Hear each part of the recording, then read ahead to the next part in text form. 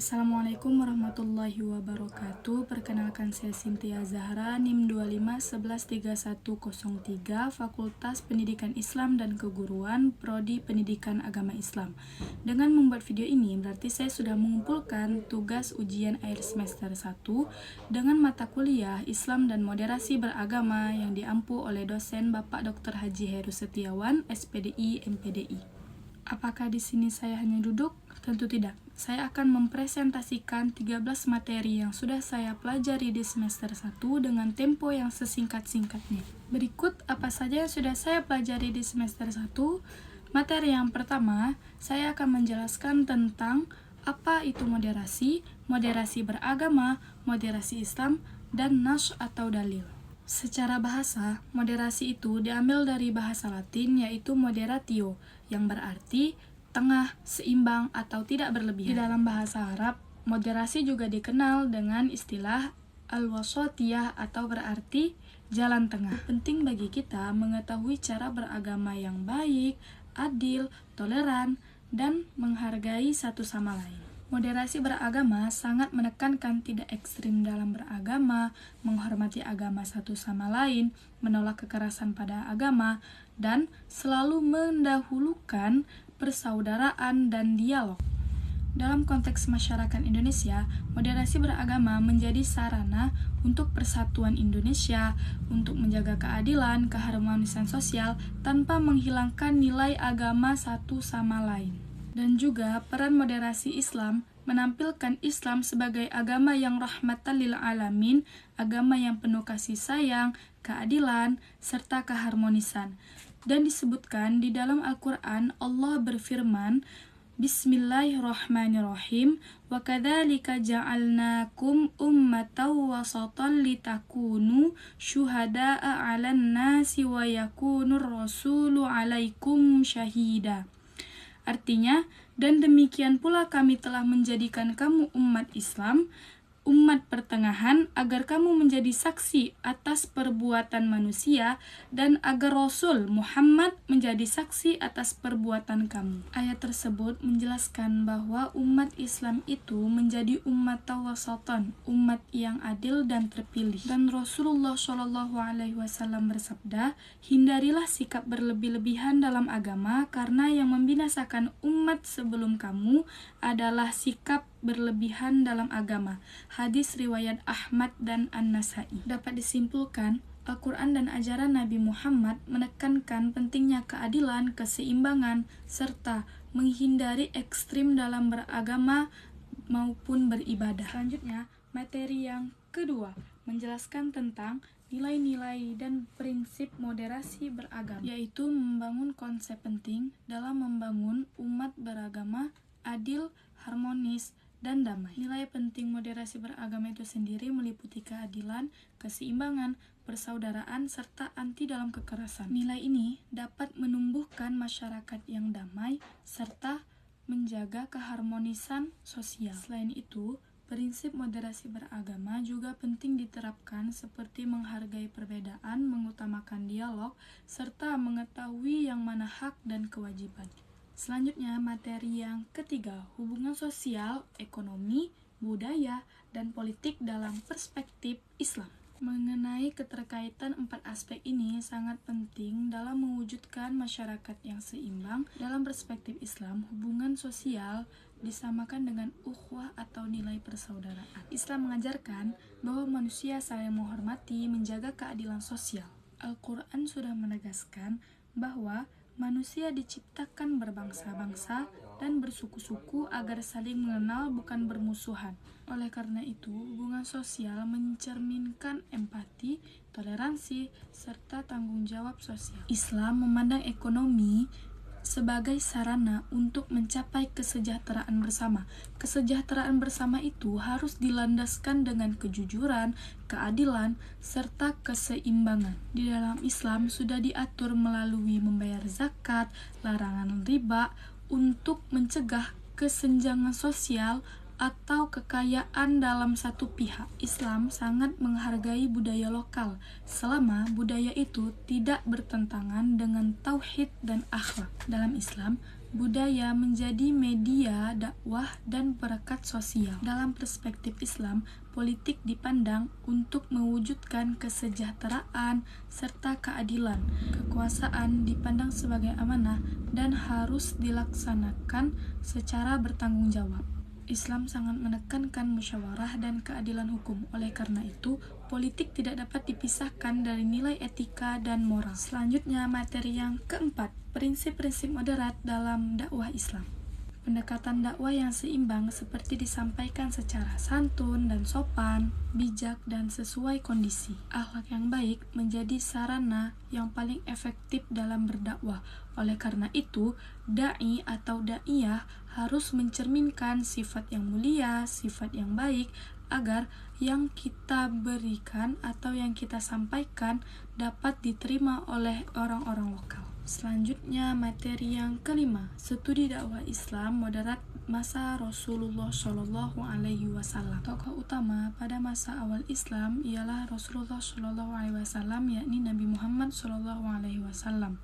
Beliau mencerminkan sifat yang teladan, adil, mulia, serta beliau tidak pernah menghakimi atau memusuhi orang-orang yang non-muslim. Beliau tidak pernah sama sekali memaksakan keyakinan, dan hal ini sudah disebutkan jelas di dalam Piagam Madinah, menjamin hak hidup masyarakat beragama di Madinah, baik muslim maupun non-muslim. Beliau juga menolak sikap berlebihan dalam beragama. Beliau mengajarkan bahwa Islam adalah agama yang mudah dan tidak memberatkan, serta melarang ekstremisme dalam beribadah dan kehidupan sosial melalui toleransi dan kebijaksanaan dalam pemimpinan. Selanjutnya, materi yang keenam, moderasi Islam masa sahabat Abu Bakar, Umar, Utsman, dan Ali.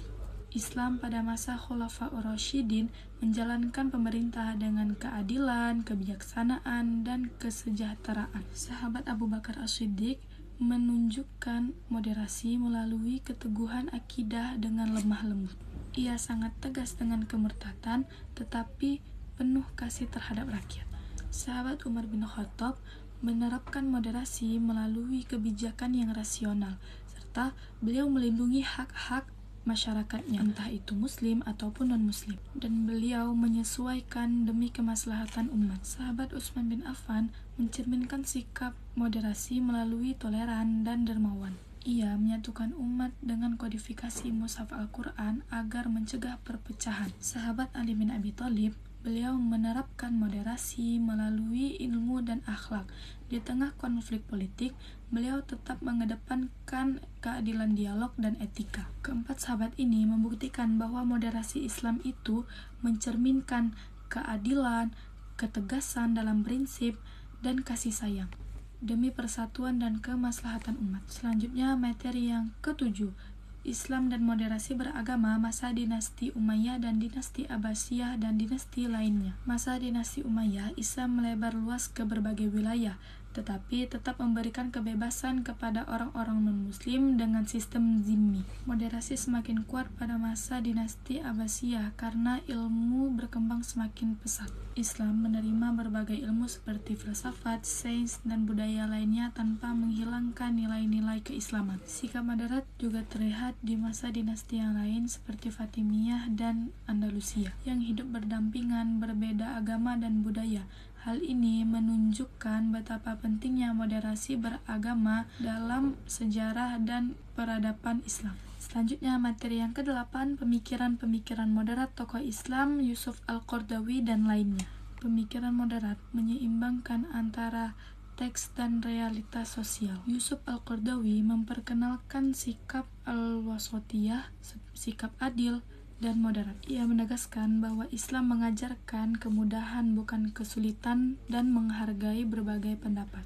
Tokoh lain seperti Muhammad Abduh dan Fazlur Rahman juga mendorong pemikiran akal, ijtihad, dan pemikiran pembaruan Islam. Mereka menunjukkan Islam moderat relevan di masa modern. Selanjutnya, materi yang ke-9, pola dakwah moderat para wali songo di Nusantara. Wali songo menyebarkan Islam di Nusantara dengan dakwah moderat dan damai. Mereka tidak memaksa, mengedepankan dialog dan kearifan lokal. Media dakwah yang digunakan beliau seperti wayang, gamelan, dan budaya masyarakat.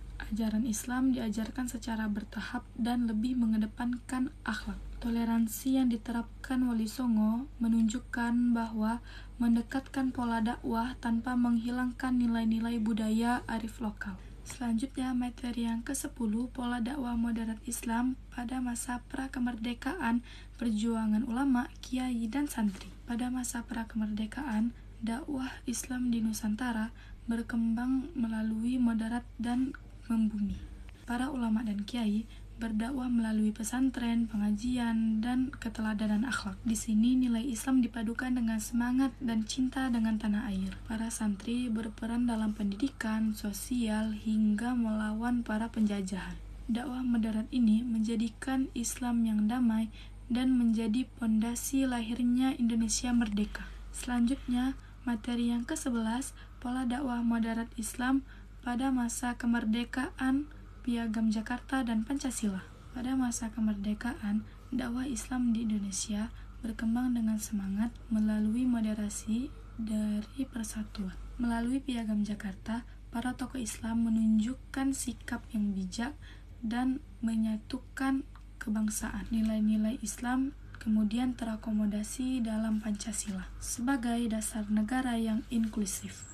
Para ulama dan tokoh Islam lainnya menerima Pancasila sebagai titik temu. Hal ini mencerminkan dakwah Islam moderat mengedepankan persatuan bangsa. Selanjutnya, materi yang ke-12, Islam, toleransi, dan hubungan negara. Islam mengajarkan toleransi dan keadilan dalam kehidupan berbangsa dan bernegara. Perbedaan pandangan dan keyakinan disebut keniscayaan yang harus dihormati.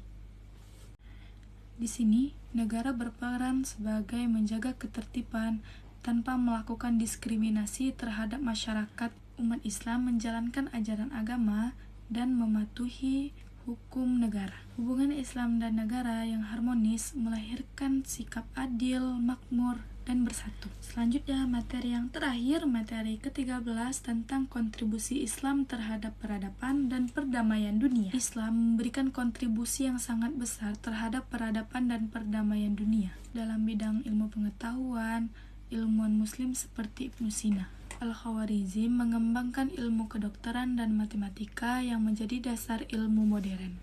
Dalam kehidupan sosial, Islam menegakkan keadilan, toleransi, dan menghargai hak asasi manusia. Contohnya, masa di Andalusia, umat Islam, Yahudi, Kristen hidup berdampingan dengan damai. Melalui dakwah moderat, Islam mendorong dialog, persaudaraan, dan perdamaian antar bangsa hingga saat ini.